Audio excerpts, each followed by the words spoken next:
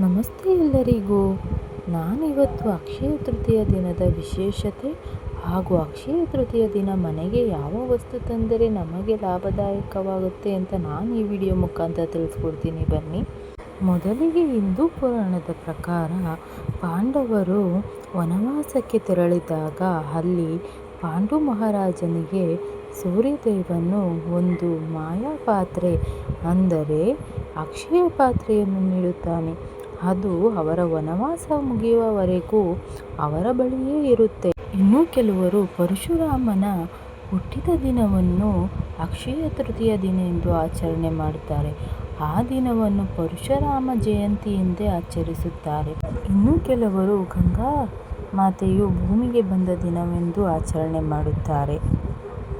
ಹೀಗೆ ಹಲವು ಇತಿಹಾಸ ಹೊಂದಿರುವ ಈ ದಿನ ನಾವು ಮನೆಗೆ ಯಾವ ವಸ್ತು ತಂದರೂ ಅದು ದ್ವಿಗುಣ ಆಗುತ್ತೆ ಎನ್ನೋ ನಂಬಿಕೆ ಮುಂದಿನ ಕಾಲದಿಂದನೂ ಬಂದಿದೆ. ಹಾಗೆಯೇ ಎಷ್ಟೋ ಜನ ಮನೆಗೆ ಚಿನ್ನ ಮತ್ತು ಬೆಳ್ಳಿ ತಂದರೆ ಮಾತ್ರ ಮನೆಗೆ ಒಳ್ಳೆಯದಾಗುತ್ತೆ ಅಂತ ನಂಬಿಕೆ ಇಟ್ಟಿದ್ದಾರೆ.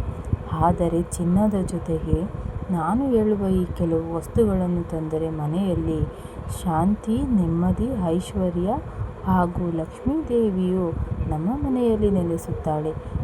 ನಾನು ಹೇಳುವ ಈ 5 ವಸ್ತುಗಳನ್ನು ಅಕ್ಷಯ ತೃತೀಯ ದಿನ ಮನೆಗೆ ತಗೊಂಡು ಬನ್ನಿ. ಇದರಿಂದ ಮನೆಯಲ್ಲಿ ಲಕ್ಷ್ಮೀ ದೇವಿ ಹಾಗೂ ಶಾಂತಿ ನೆಲೆಸುತ್ತೆ. ನಾನು ಈಗ ಈ 5 ವಸ್ತುಗಳ ಪರಿಚಯ ಮಾಡಿಕೊಡ್ತೀನಿ. ಬನ್ನಿ. ಯಾವ ವಸ್ತುಗಳನ್ನು ನಮ್ಮ ಮನೆಗೆ ತರಬೇಕು ಹಾಗೆ ಇದರ ಬಗ್ಗೆ ನಿಮಗೂ ಕೂಡ ತಿಳಿದಿದೆಯಾ? ಈ ವಿಡಿಯೋ ಮುಖಾಂತರ ತಿಳ್ಕೊಳ್ಳಿ. ಮೊದಲನೆಯದಾಗಿ ಮಣ್ಣಿನ ಮಡಿಕೆ.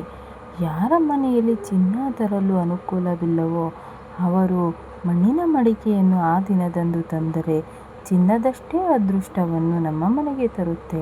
ಇನ್ನು ಎರಡನೆಯದಾಗಿ ಹಳದಿ ಸಾಸಿವೆ. ಇದು ಲಕ್ಷ್ಮಿಗೆ ಅತಿ ಪ್ರಿಯವಾದ ವಸ್ತು. ಈ ವಸ್ತುವನ್ನು ಮನೆಗೆ ತಂದರೆ ನಮ್ಮ ಮನೆಯಲ್ಲಿ ಲಕ್ಷ್ಮಿಯು ನೆಲೆಸುತ್ತಾಳೆ. ಹಾಗೆ ಈ ಹಳದಿ ಸಾಸಿವೆಯನ್ನು ಲಕ್ಷ್ಮಿಯ ಸಂಕೇತವೆಂದು ಎಷ್ಟೋ ಜನ ಪೂಜಿಸುತ್ತಾರೆ.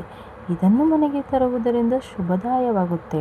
ಇನ್ನು ಮೂರನೆಯದಾಗಿ ತುಳಸಿ. ತುಳಸಿಯು ಹಿಂದೂ ಸಂಪ್ರದಾಯದಲ್ಲಿ ಅತ್ಯಂತ ಪವಿತ್ರವಾದ ಗಿಡ. ಇದನ್ನು ತರುವುದರಿಂದಲೂ ಕೂಡ ಒಳ್ಳೆಯದಾಗುತ್ತೆ. ಇನ್ನು ನಾಲ್ಕನೆಯದಾಗಿ ಹತ್ತಿ. ಹತ್ತಿಯಿಂದ ಮನೆಗೆ ಅತಿ ಹೆಚ್ಚಿನ ಸಂಪತ್ತು ಹಾಗೆ ಮನೆಯಲ್ಲಿ ನೆಮ್ಮದಿ ನೆಲೆಸಲು ಕಾರಣವಾಗುತ್ತೆ. ಈ ಹತ್ತಿಯನ್ನು ತರುವುದರಿಂದ ಅಕ್ಷಯ ತೃತೀಯ ದಿನ ನಮ್ಮ ಬಾಳಲ್ಲಿ ವಿಶೇಷವಾದ ದಿನವಾಗುತ್ತೆ. ಮನೆಯಲ್ಲಿ ಶಾಂತಿ ಸದಾಕಾಲ ನೆಲೆಸಿರುತ್ತೆ. ಇನ್ನು 5ನೆಯದಾಗಿ ಕೆಂಪು ಉಪ್ಪು ಅಥವಾ ಬಿಳಿ ಹರಳು ಉಪ್ಪು. ಈ ಕಲ್ಲು ಉಪ್ಪು ಸಂಪತ್ತನ್ನು ಆಕರ್ಷಿಸುತ್ತದೆ. ಆದ್ದರಿಂದ ಎಷ್ಟೋ ಜನ ಅಕ್ಷಯ ತೃತೀಯ ದಿನ ಈ ಕಲ್ಲು ಉಪ್ಪನ್ನು ಮನೆಗೆ ತಗೊಂಡ್ಬರ್ತಾರೆ. ನೀವು ಕೂಡ ಇದನ್ನು ಮಾಡಬಹುದು. ಇನ್ನು ಕೊನೆಯದಾಗಿ ಲಕ್ಷ್ಮೀ ಕವಡೆ. ಇದನ್ನು ಹಳದಿ ಕವಡೆ ಎಂದು ಕೂಡ ಕರೆಯುತ್ತಾರೆ. ಅಕ್ಷಯ ತೃತೀಯ ದಿನ ಈ ಕವಡೆ ತರುವುದರಿಂದ ಮನೆಯಲ್ಲಿ ಲಕ್ಷ್ಮಿ ಸದಾಕಾಲ ನೆಲೆಸಿರುತ್ತಾಳೆ.